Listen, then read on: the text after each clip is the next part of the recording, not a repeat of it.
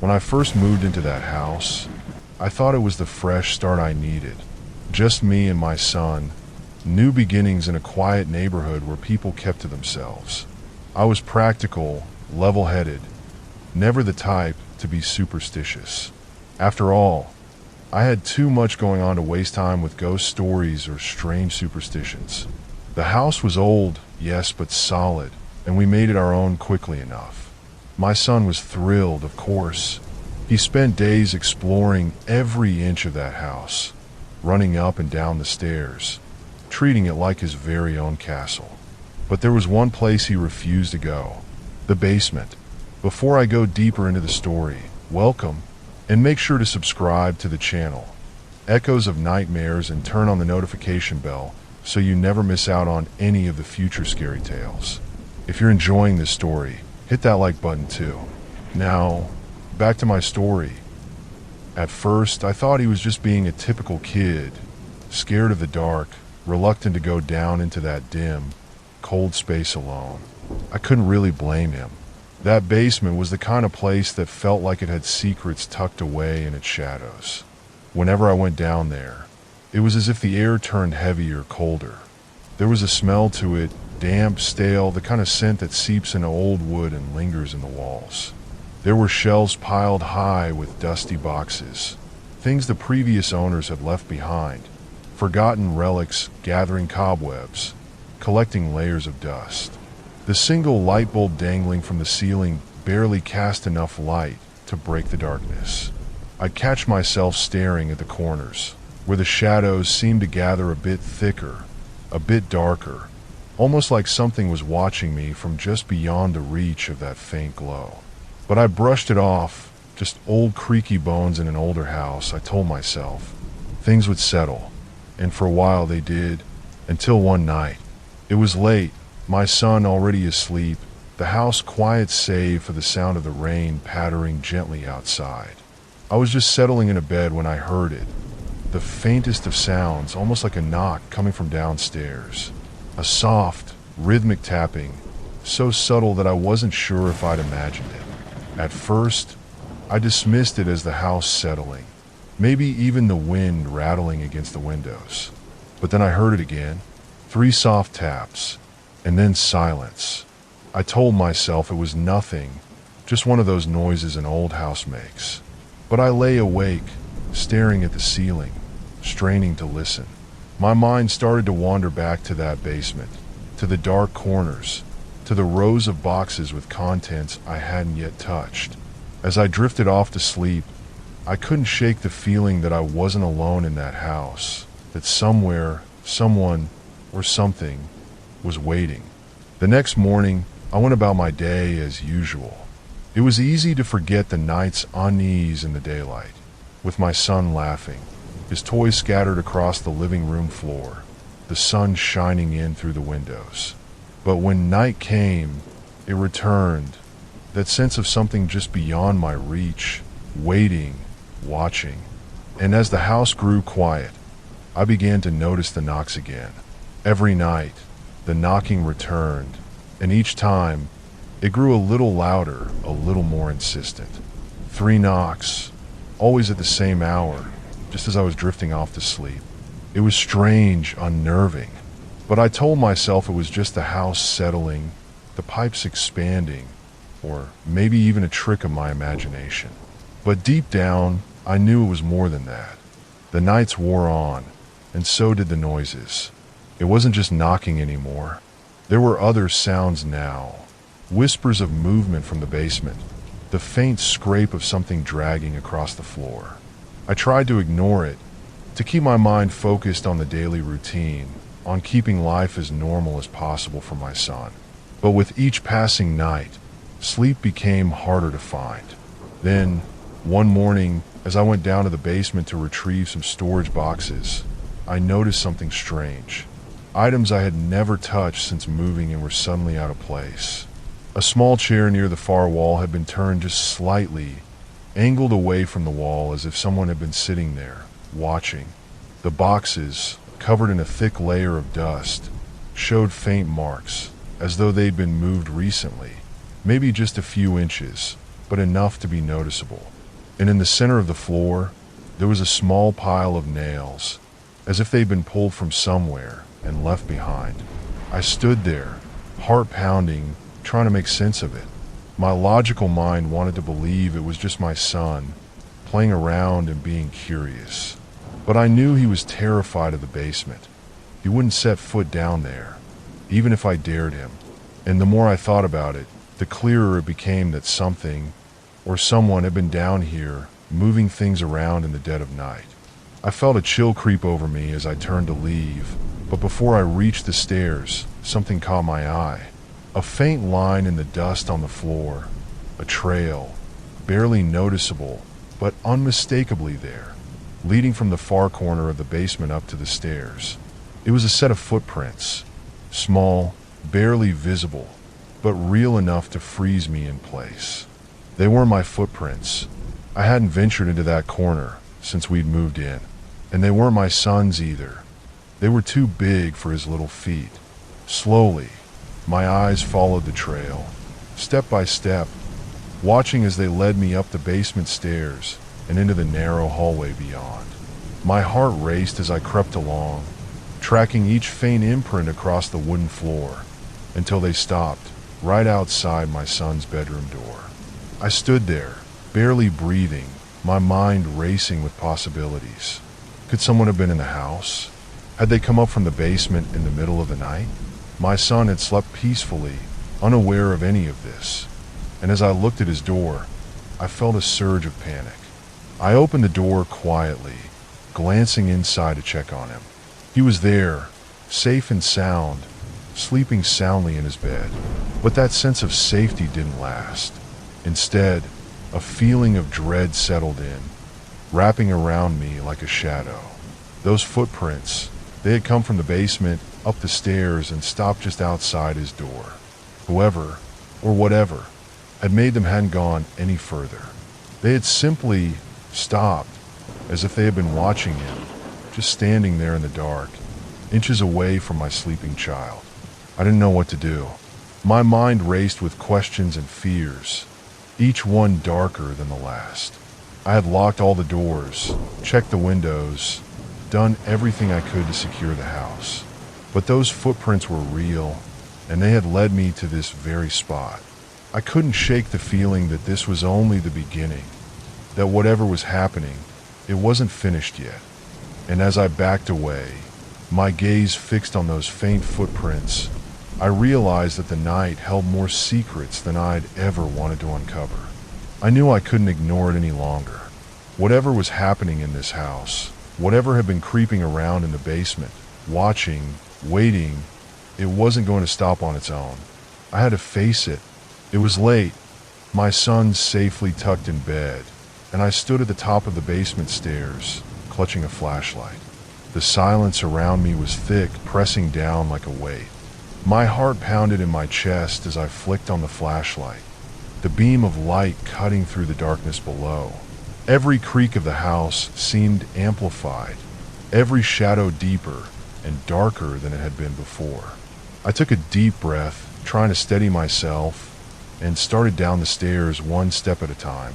With each footfall, the stairs groaned under my weight, the sound echoing through the silence.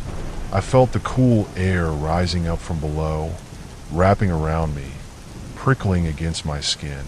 My breath grew shallow, and I could hear it, each inhale and exhale loud in my ears, merging with the rhythmic creaks of the steps.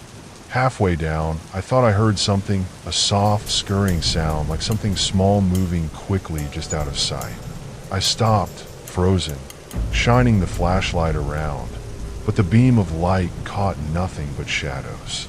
The scurrying faded into silence, but the air felt heavier, charged with something unseen, as if the walls themselves were watching, waiting. Finally, I reached the bottom of the stairs. The basement stretched out before me, every corner steeped in shadow, every box and crate seeming to loom larger in the dark. My flashlight beam swept across the floor, revealing scattered tools, empty cans, the old forgotten remnants of previous lives. But something was different this time, something out of place. In the far corner of the room, nearly hidden in the shadows, was an old mirror, tall and dusty, with a thick wooden frame. I didn't remember seeing it there before, though I'd been down here enough times. It stood at an odd angle, as if someone had placed it there deliberately, facing out into the room. The surface was coated in dust, but I could make out my own faint reflection as I stepped closer. My hand shook as I reached out to wipe the mirror, clearing away the dust in a slow, nervous swipe. My face stared back at me, pale and frightened, my eyes wide. But then, just over my shoulder, I saw it. A man's figure, dark and shadowy, standing behind me. I froze, the breath catching in my throat, my pulse hammering in my ears. I spun around, expecting to see someone there, but there was nothing. Only the empty basement, silent and still.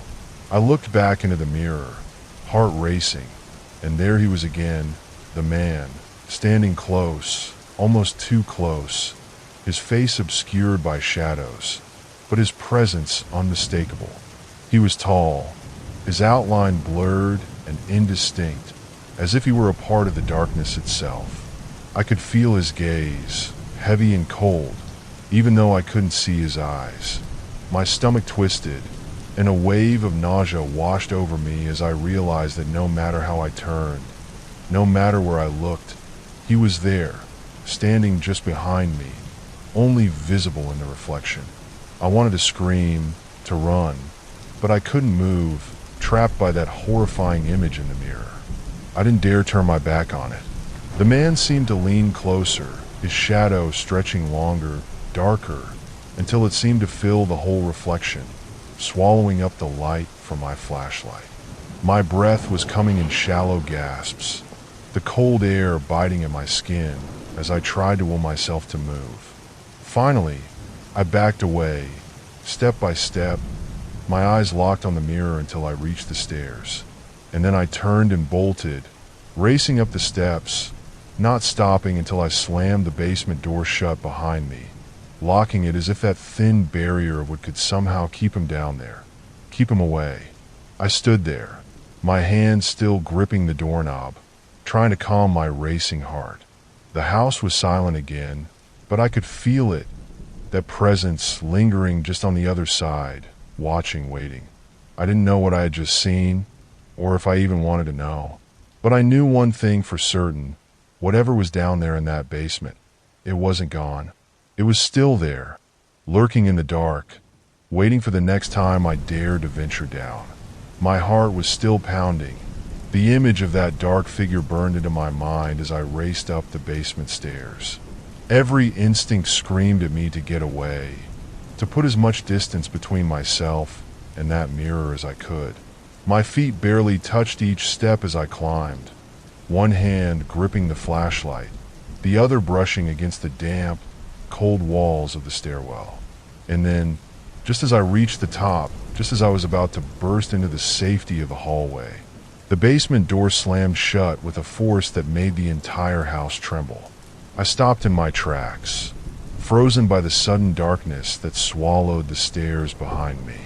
The narrow beam of my flashlight flickered, casting jagged shadows against the door. I grabbed the doorknob, twisting it with all my strength, but it wouldn't budge. I tugged and pulled, panic rising as I threw my shoulder against the door, trying to break free. But it was as if something on the other side was holding it closed, trapping me down here, keeping me from escaping. I banged on the door, yelling for help, but my voice seemed to vanish into the dark, swallowed by the heavy silence that filled the basement. I pressed my ear to the door, straining to hear anything from the house beyond, but there was only the sound of my own breathing, shaky and shallow, mixing with the faint tap of rain against the basement window. In a desperate attempt, I tried twisting the doorknob again, my fingers slipping against the cold metal. As I struggled, I thought I heard it, a faint whisper, somewhere behind me, down in the darkness. It was low, almost inaudible, but unmistakable. The voice wasn't clear enough to understand, just a soft murmur, like someone speaking from the farthest corner of the room, where the light couldn't reach. I froze, my skin prickling as the whisper grew louder, repeating the same words, over and over, just beyond the edge of my hearing. I turned around slowly, shining my flashlight down the stairs, half expecting to see the figure from the mirror, waiting there in the shadows. But the beam cut through empty air, revealing only the old shelves, the dusty floor, and that forgotten mirror at the far end of the room. But something was different. The mirror was turned now, angled toward me, as if someone had moved it to face the stairs.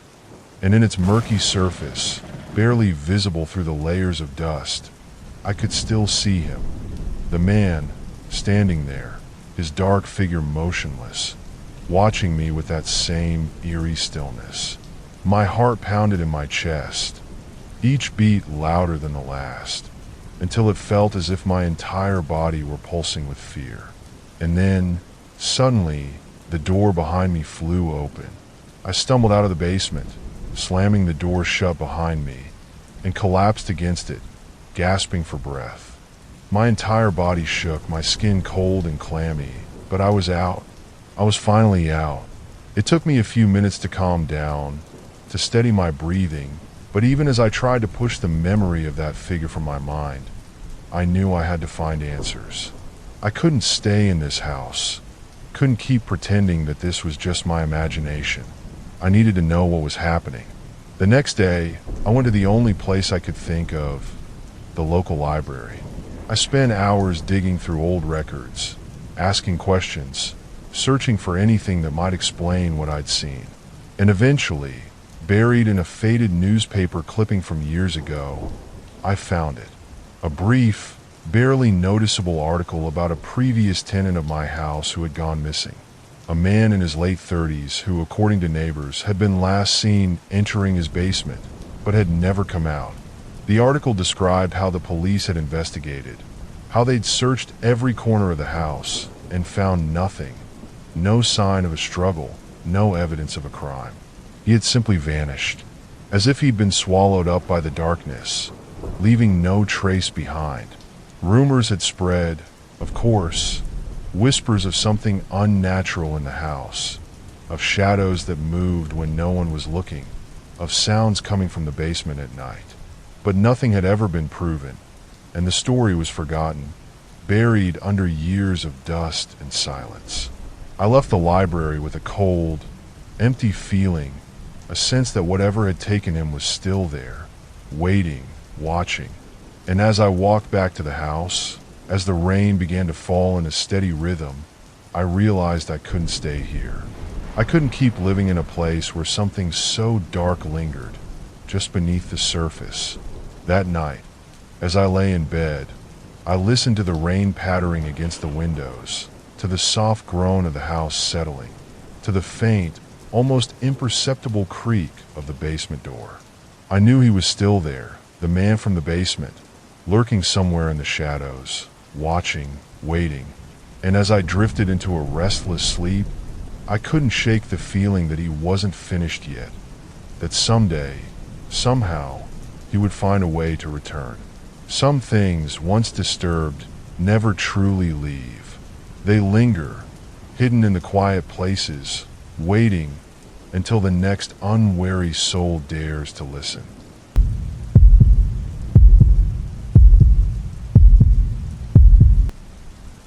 I've always worked the night shifts. Something about the quiet hours and empty owls made the job feel different, almost like I had the world to myself. I'd usually finish up around 3 a.m., when the rest of the town was deep asleep. My drive home was a kind of ritual, too, a long stretch of winding road, cutting through thick woods on either side, where the only sounds were the hum of my engine and the faint rustle of trees in the wind. That night started like any other. My shift dragged on, and by the time I clocked out, my body was heavy with exhaustion. I remember thinking about my bed, about finally shutting out the world and letting sleep pull me under. But as I got into my car, I noticed something strange. My gas gauge, It was lower than it should have been. I'd filled it up the night before, enough to last me through the week. But there it was, hovering just above empty, the needle dipping as if my tank had been bleeding fuel while I worked. I didn't think much of it at first. Maybe there was a leak, or maybe I'd forgotten a late night drive earlier in the week. Still, it was unsettling, watching that needle sit so low, knowing I might not make it home on what little I had left. So, I checked my map and saw a small gas station not too far off the main road, one I hadn't noticed before. It was tucked away down an old side road, a route I'd never taken, but in that moment, it seemed like my only option. The drive there was eerie. The further I went, the more isolated it felt. The trees seemed thicker, crowding closer to the road, casting deep shadows that my headlights barely cut through. I felt like I was leaving the world behind, entering some place that wasn't meant to be visited at this hour, or perhaps at all. My skin prickled as I drove, and every turn seemed to swallow me deeper into that darkness. And then I saw it, a dim light flickering at the end of the road, a single bulb hanging over a rusted old sign. The gas station looked like it had been abandoned for years, a relic from another time, worn and barely holding itself together. There were cracks in the windows, the paint was peeling, and a thick layer of grime coated everything. But the pump was still standing, and right then, that was all I cared about. I pulled up to the pump and got out, my footsteps crunching on the gravel. The silence was thick, pressing in around me, and I felt exposed, as if the shadows themselves were watching. I reached for the pump handle, but just as I did, something caught my eye, a faint movement in the reflection of my car window. I froze, my heart pounding, but when I looked over my shoulder, there was no one there. Just the empty lot, stretching out under the pale glow of that single, flickering light. I shrugged it off, telling myself it was just my tired mind playing tricks on me. But as I stood there, filling my tank, I couldn't shake the feeling that I wasn't alone. It was an instinct, an itching at the back of my mind, telling me to look around, to check every shadow, every corner. I even glanced back toward the entrance of the gas station, half expecting to see someone staring out at me from behind the dusty glass. But again, nothing. Finally, the pump clicked, breaking the silence, and I breathed a sigh of relief. I replaced the nozzle, got back into my car, and locked the doors out of habit.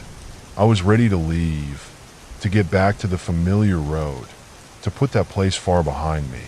But as I started the engine and glanced in my rearview mirror, I froze. There was someone in the back seat. My blood turned cold. In that brief second, I saw a figure, dark, indistinct, barely there, but unmistakably human, seated right behind me. My heart pounded so loudly I could hear it echoing in my ears. I whipped around, ready to confront whatever or whoever was there. But the back seat was empty. Just shadows and silence, the leather seats as bare as they'd been when I got in. I sat there, gripping the wheel, trying to make sense of what I'd just seen. I told myself it was the darkness, the shadows playing tricks on me, my tired mind creating shapes where there were none. But a chill crept down my spine, and I couldn't shake the feeling that I'd seen something real, that someone or something had been there, watching me, waiting in the dark. I kept telling myself it was all in my head, that the shadow I'd seen in the back seat was nothing but a trick of the light. But as I pulled away from the pump, an uneasy feeling stayed with me, lingering in the back of my mind, making the hairs on my neck stand on end. Just as I was about to drive off, something shifted in the edge of my vision. I looked up, and there, standing in the shadows, just beyond the reach of the gas station's flickering light, was a figure. They were still, almost like they were waiting. My breath hitched, and I felt my hands tighten around the steering wheel, an instinctive urge to leave as fast as I could. But then, against every ounce of caution, I found myself lowering the window slightly, curiosity overpowering my better judgment. In that dim light, I could make out a woman. She looked worn, exhausted, her clothes tattered and soaked from the rain. Her eyes were shadowed, her face almost hidden beneath her tangled hair. But there was something unsettling about the way she stared at me. She didn't say a word, didn't wave, or make any motion to approach. She just stood there, watching me with an intensity that seemed to pierce right through me. I wanted to look away, to leave, to ignore the strange figure that had appeared out of nowhere. But as I met her gaze, I felt something, an odd, almost magnetic pull, a voice in the back of my mind urging me to help her, to at least ask if she needed a ride. I tried to brush it off, to focus on the road ahead, but there was a weight, an invisible pressure that seemed to hold me in place. Finally, I leaned out of the window, calling out to her, my voice barely audible over the patter of rain. "Do you need a ride somewhere?" The words felt strange, unnatural coming out of my mouth, as if they weren't truly my own. For a long moment, she didn't answer, just continued staring with those dark, hollow eyes. Then, slowly, she nodded, and without another word, she stepped forward, out of the shadows and into the faint glow of the gas station light. Up close, she looked even more unsettling. Her clothes hung from her thin frame, water dripping from her hair in a steady rhythm. There was something off about her, something that made my skin crawl, but before I could think it through, she was opening the passenger door, slipping into the seat beside me with a slow, deliberate motion. The silence that followed was thick, heavy, as if the very air around us had changed. She didn't say anything, didn't look at me, just stared straight ahead, her hands resting in her lap, fingers slightly curled, almost claw-like. I swallowed, gripping the wheel tighter, telling myself it was just rain, just the eerie atmosphere of the night playing tricks on my mind. But in that moment, every instinct I had was screaming that something wasn't right. As I drove, the rain began to fall harder, drumming against the roof and windshield, filling the silence with a relentless rhythm. I tried to shake off the discomfort, to focus on the road, but every so often, I'd catch a glimpse of her out of the corner of my eye. She sat unnaturally still, barely moving, her eyes never blinking, her gaze fixed on the road ahead. And then, just as we hit a particularly dark stretch of forest, she finally spoke. Her voice was low, almost a whisper, and I had to strain to hear her over the rain. "Thank you," she said, her tone flat, devoid of warmth. Not many would stop. There was something about her words, something that sent a chill down my spine, but I forced a small nod, not wanting to show my unease. "No problem," I replied, trying to keep my voice steady. "Where are you headed?" She didn't answer right away. Instead, she just stared ahead, her eyes fixed on something distant, something unseen. The silence stretched, the tension thickening with each passing second, until finally, she murmured, almost to herself, "Just keep driving." I felt a shiver run through me, but I pushed it down, telling myself that it was just her being strange, just the unnerving silence of the night getting to me. I pressed down on the gas, the road winding and twisting through the darkness, the trees on either side looming closer, their branches arching over the road like skeletal arms. As we drove, the rain grew heavier, each drop striking the car like a heartbeat, the sound filling the space between us. And then, just as I began to settle into the drive, I heard something, a faint whisper, barely audible over the rain, coming from the passenger seat. It was soft, like someone murmuring under their breath, too quiet to make out the words, but the tone was unmistakable, almost pleading. I glanced over, half expecting to see her speaking, but she was silent, her face blank, her lips still. But the whispering continued, a faint, ghostly murmur that seemed to linger in the air, fading in and out like a distant echo. I tried to ignore it, to brush it off as just the wind, but each time it faded, it would come back, a little louder, a a little clearer, as if someone, no, something, was trying to reach out from the darkness, calling out in a voice that wasn't quite human. I tightened my grip on the wheel, feeling the weight of dread settle over me. The woman beside me remained still, silent, as if she couldn't hear the whispers, as if they were meant only for me. And as I kept driving, as the road stretched on into the endless night, I couldn't shake the feeling that whatever I'd picked up from that gas station was more than just a stranger in need of a ride. That I was carrying something else, something far older, far darker, hidden within the shadows of that silent, rain-soaked passenger. As the miles stretched on, the atmosphere inside the car grew thicker, heavier with every passing second. The rain continued to pour, the sound of it hammering against the roof and windshield like a relentless drum. I tried to focus on the road, to keep my mind on the only thing that mattered, the drive home, but I couldn't shake the feeling that something was wrong. Something had shifted since she got into the car. She hadn't spoken since that strange murmur, and I hadn't dared to ask her any more questions, not knowing what to expect.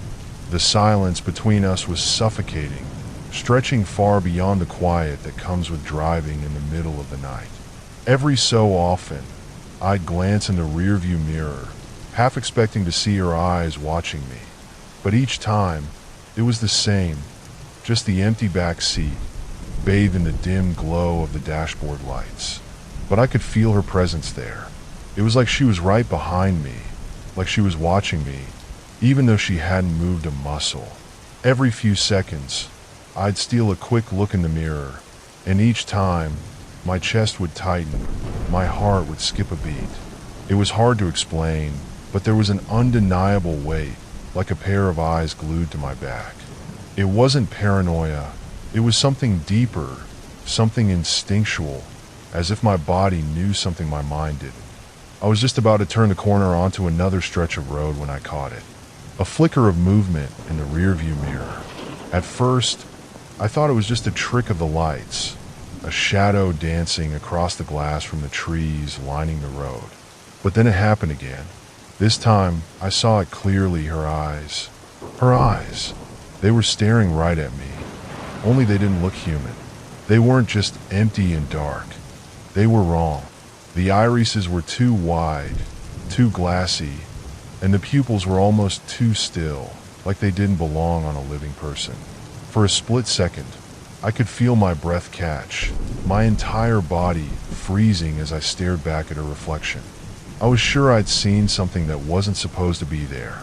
But when I looked again, when I whipped my head around to confront her, she was still sitting motionless beside me, as if nothing had happened. Her expression was blank, her face pale and unreadable, her eyes still hidden beneath that matted hair.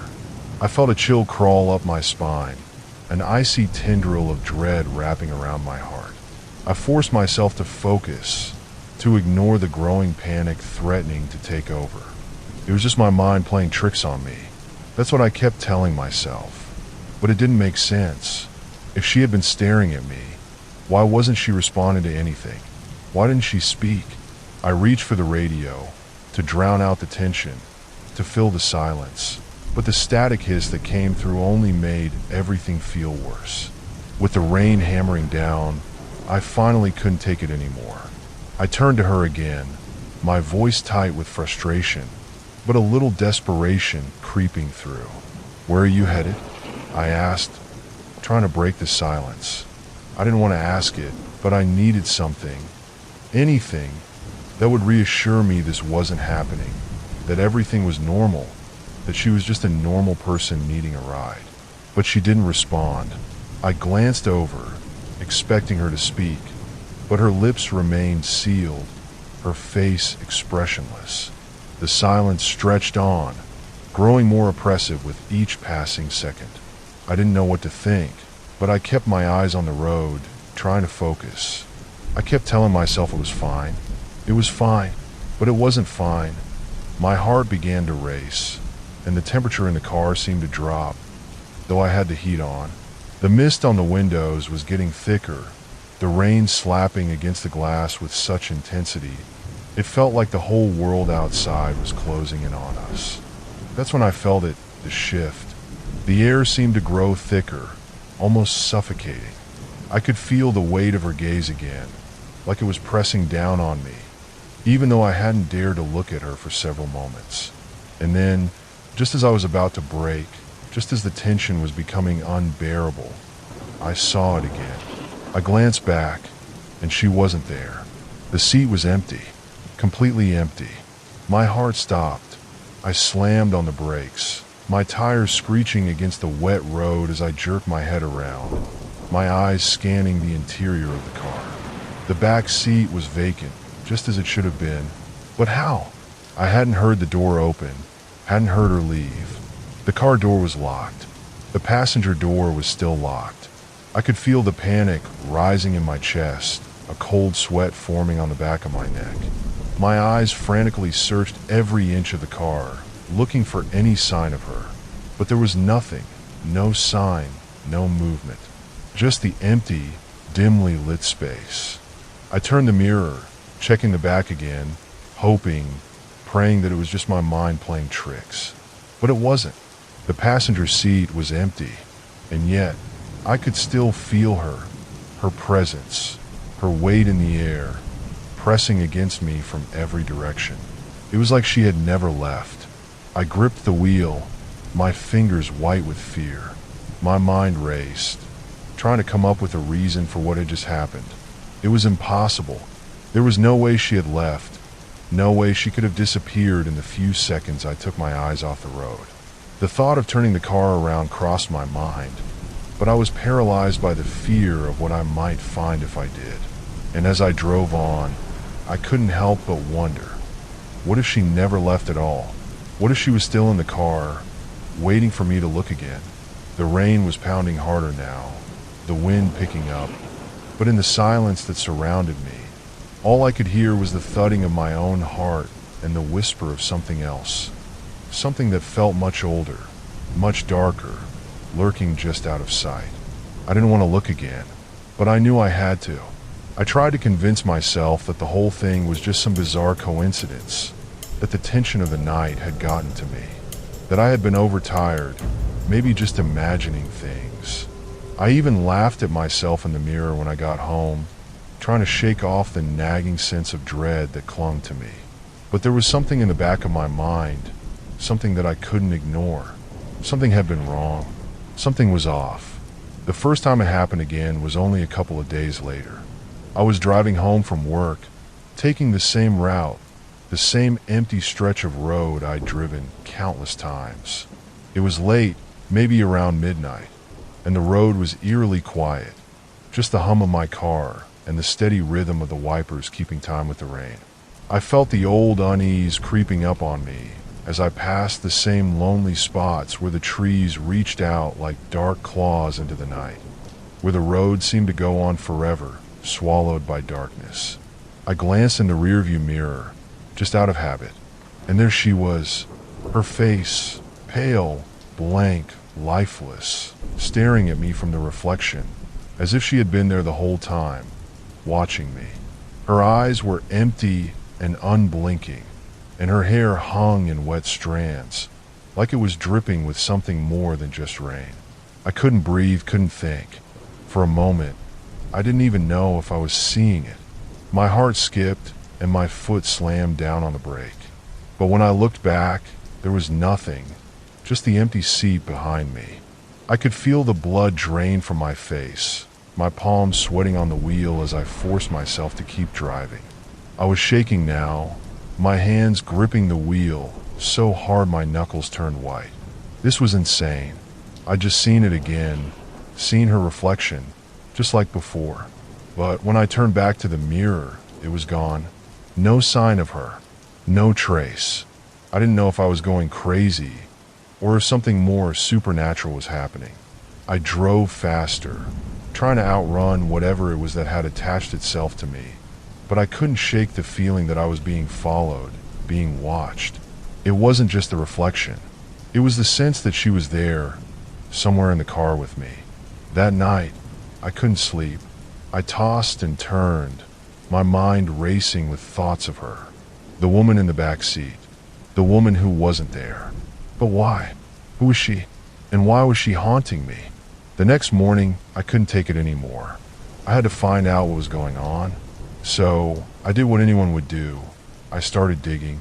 I spent hours at the library, at my computer, scouring old newspapers and records.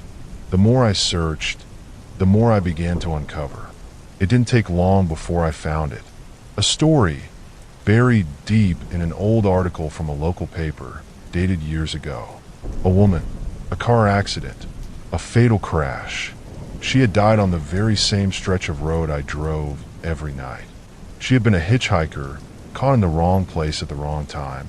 The crash had been devastating, they said, and there was no explanation for why she had been there at all.